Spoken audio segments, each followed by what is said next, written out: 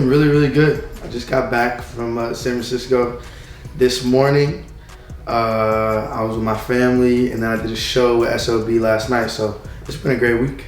Growing up in the Bay was super cool just because like the Bay is so diverse, and not just with people, but culture too, because San Francisco is different from Oakland, which is different from Richmond, but yet there's also this shared Bay Area culture that we all have alike. So it's like you have a strong sense of community, and like people are willing to support each other, but it's also like so many different things that you could take from and different influences. Like there's the hippies, you know, there's like the hood, there's what else? There's like hella Asian folks in that culture too.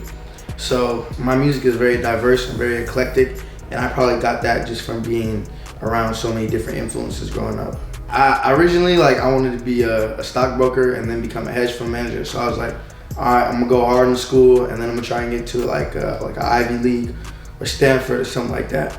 And I didn't get into there. I didn't get into no Harvard, no Stanford, none of that, which was definitely like a blessing in disguise. The moment that I realized I didn't get in, I wasn't even really tripping. I was like, that's not meant to be. But when I got into USC, I was like, oh, this feels right. Like, it makes perfect sense. And now looking back, I see like it gave me such a good community to build with. You know, they really supported me, and like music grows best, music does best in the community. So that was great for that. And then it's like such a networking heavy school. The people I met changed my life in such a short amount of time.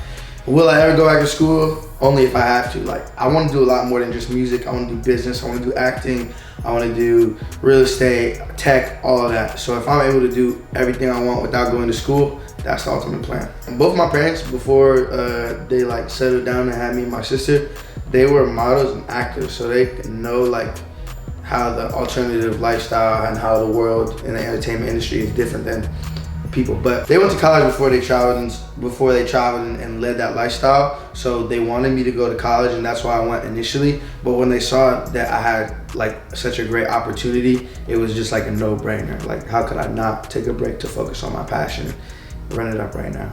My favorite artist is myself, for sure.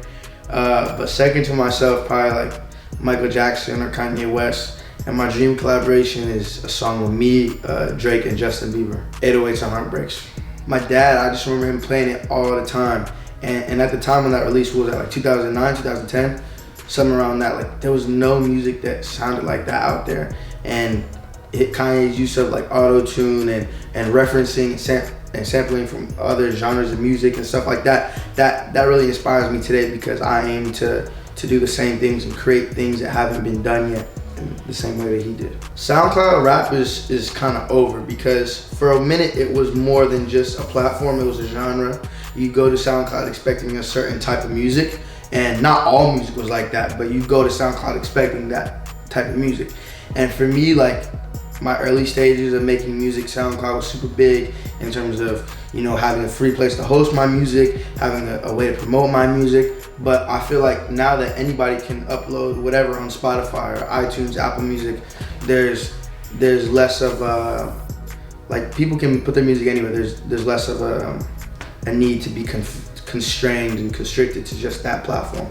This is like definitely a real monumental and very memorable experience, just because like I seen him and heard him growing up, and now to meet him. And a lot of people say don't meet your idols because they'll disappoint you, and this is someone that I definitely admire, and I'm glad to say that he's not disappointing me. Like, bro is super nice, super cordial, very, very welcoming. I feel real comfortable here, so I'm glad to be working with him.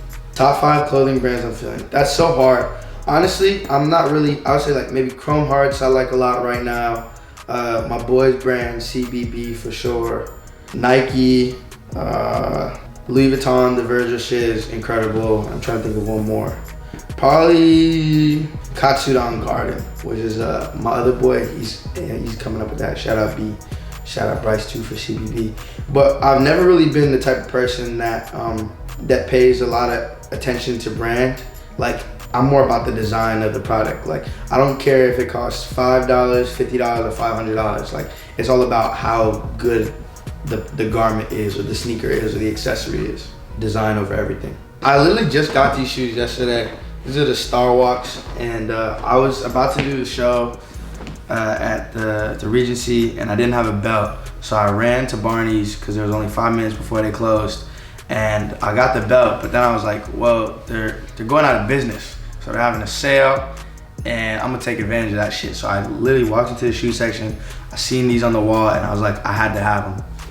I'm excited.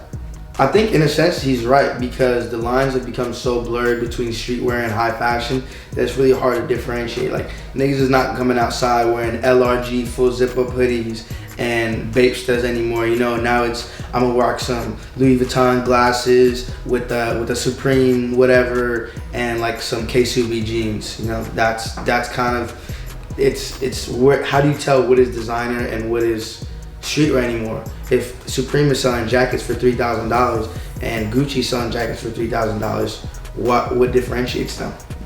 Tour is fucking, it's crazy. It's like the most ratchet fun ever, because like, especially where I'm at, I'm not getting a big old, you know, tour bus with the master bedroom and a studio right there. Like, we're still coming up. So it's been some crazy shit. Like with the Landon tour, we crashed our bus after the 3rd show and we was riding in Suburbans for the rest of the time, just 14 deep in like 2 cars. It was kind of hellish, but it was fun, you know? And just being on the road is like full survival mode, you know? You never know when your next meal is gonna be, you never know when your next shower is gonna be, but you have a good time the whole time. The first time I met him, and the only time I met him, was at, we did this radio show together in Maine. And for y'all, those of y'all out there that don't know, basically a radio show is like, there'll be a station somewhere and they're like, yo, we're throwing this show, a summer jam, a fall festival, a winter ball, or whatever you want to call it. And artists like myself and him will go and we'll perform there, usually for free or very cheap, just to help build that relationship with the radio station. And it was me, Cordae, and Gosh, and we all performed in Maine. So I just kind of ran into him there, and we didn't really speak that in depth, but I mean, he made a good impression on me. I guess I made a good impression on him because he bring me on tour, and from there it was history. I don't know if he has a studio on the bus, but if he does, then I definitely want to cook up. We did that at Rolling Loud, which was like such a dope experience, just having the drummer there, Aaron and Omer, my guitar player too, and producer. But it was just like, it's harder to do it on tours than on your own, you know, because with this one, I'm just supporting Cordae. I'm there to get the crowd hyped up before he goes on. So I'm playing my role, and we don't have the space or the budget to bring everything. But when it's my time to go on tour, we're gonna be OD extra, hella extra with everything. Lights, fucking fireworks, sprinklers, whatever. So usually in the studio, I'll let them cook up the beat first, because the beat is what inspires me. You know, a song can only be as good as the beat, essentially, because it carries everything. So once that's done, I'll go in and I'll do some melody takes, try a couple things out, and then I'll structure the song. What's gonna be the chorus? What's gonna be the verses? Is it gonna be a bridge? Is it gonna be a post hook, a pre-hook? And then I'll punch in the words, because I feel like melody is much more important than the words. And songwriting and your words are important, but the melody is what carries the feeling. And the reason why people love music is because of the way it makes them feel. Back when I was first recording music, I would have to pay every time I went to the studio, $30 an hour. And I was not trying to waste money, so it's like, I wouldn't just go to the studio with nothing in mind. I would literally find the beat on YouTube, write the entire song, so all I had to do when I went to the studio was cut it and then get it mixed. And I used to sit through the whole mixing process too with my engineer at the time, Flo. Like, I was just with him the other day too. We recorded like this crazy Russian EDM song back in the Bay. But it's just, it's a lot nicer to have the freedom to try things out and experiment without worrying about wasting money or being on a time limit. The coolest place doing music has taken me. I went on this trip to Tokyo because that was my final finesse as a USC student. Since I had a scholarship, they like paid for me to go there as part of this class. Mm-hmm. And bro, I went crazy in Japan. Like, Japan was paradise for me. I was at the Bape store, I was at the Nepenthes Needle store, I went to Capital. Where else did I go? And just like, they have a bunch of these like little thrift shops and resale shops and stuff like that too. Japan is probably one of my favorite places on earth. I ended up shooting the Lot to Lose music video out there just because we were talking about doing a video, but I was gone in the summertime, and they were like, well, let's try and make something happen. And Dave, he like found somebody on Sony Japan that knew somebody that knew this director that spoke English, and we just shot the whole video out there. So that was a crazy experience. Definitely fun doing music in Japan. The food was incredible. Like, all right, we went to this one sushi spot, and it was like a standing sushi place. So there's no chairs, like you have to go in there, stand up while you eat. And it's cool because people don't be like taking hella long, it's more efficient. But the sushi is delicious, and it's like a small ass restaurant, probably no bigger than the room we're in right now. And it was incredible. Also the Kobe beef, the Wagyu steak, delicious.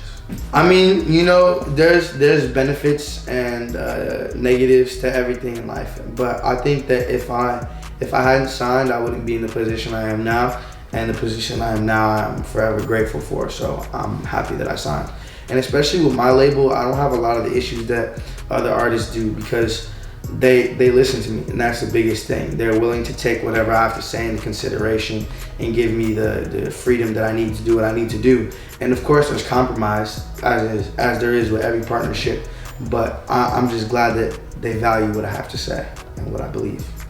I don't know, I feel like I've learned a lot more from different producers that I've worked with than artists, just because with artists, everyone kind of has their own way of doing things, and there's no right way or there's no wrong way. So I just tend to do what works for me. But with producers, they'll show me more tips and tricks on like the technical side of stuff that I haven't known to really take the raw vocal and make that something different, something special, something incredible.